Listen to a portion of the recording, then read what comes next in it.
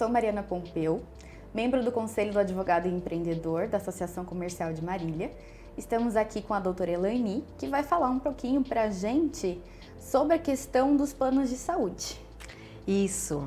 Em tempos de pandemia, de coronavírus, o que fazer quando eu me encontro inadimplente com o meu plano de saúde? Exatamente. Acabei de perder o emprego, não posso ficar sem o plano de saúde, e o que fazer?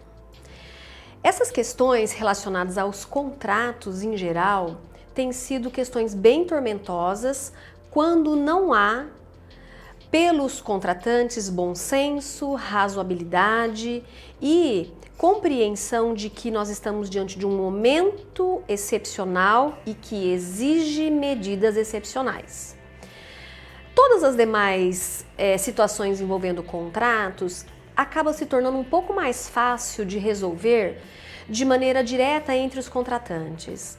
Agora, em relação aos planos de saúde, como eu tenho grandes grupos na área de empresas de saúde, isso faz com que haja um afastamento quase que intencional do consumidor, que no caso é paciente. Sim. É ele quem precisa desse produto, desse serviço, e é algo sempre que não pode esperar.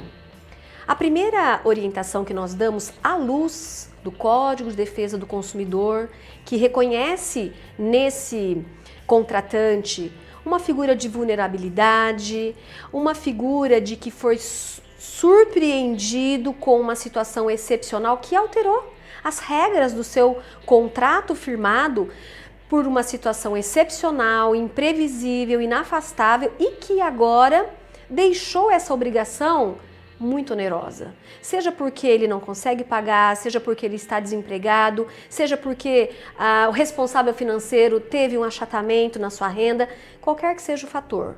Perfeito, doutora. Então, numa situação de negativa, como proceder para garantir o direito ao atendimento? Bom, nós precisamos documentar toda essa situação onde se tem um desequilíbrio do contratante, no caso o consumidor, para poder cumprir a obrigação contratual do pagamento do seu plano de saúde. Então ele tem que documentar e levar essa informação para o plano de saúde que ele tem ali o seu contrato firmado.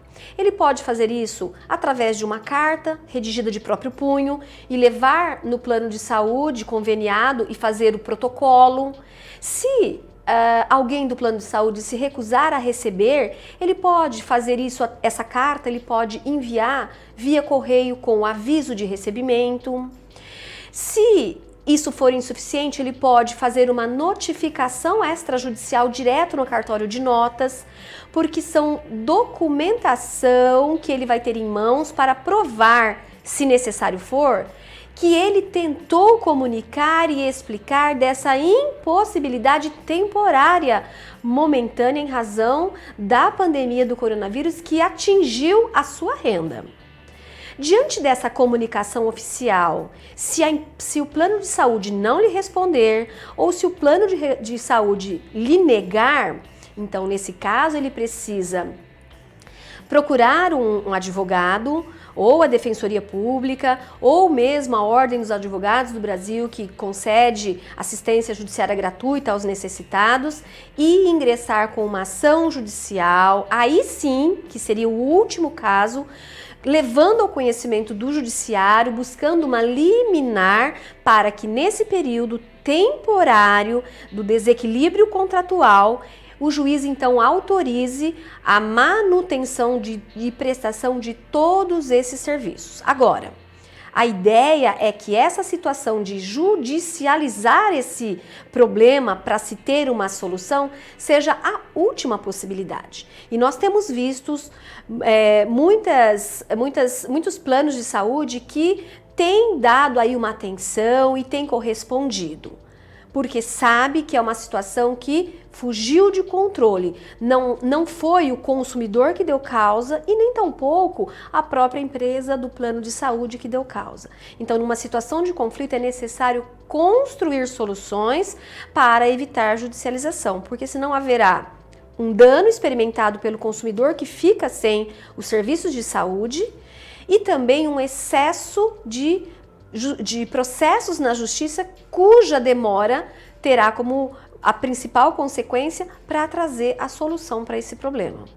Perfeito, doutora. Mais uma vez, a solução é o diálogo e a tentativa de composição entre as partes. Pelas próprias partes, usando sempre bom senso, razoabilidade e aplicando a boa-fé para essa situação que, repito, ela é temporária. Depois que tudo isso passar, a situação vai voltar à normalidade e os contratos seguem de onde parou.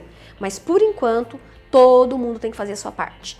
Governo federal, governo estadual, governo municipal e as próprias pessoas que contratam e com os contratos acabam criando leis particulares para si. Excelente. Muito obrigada. Retornamos em breve.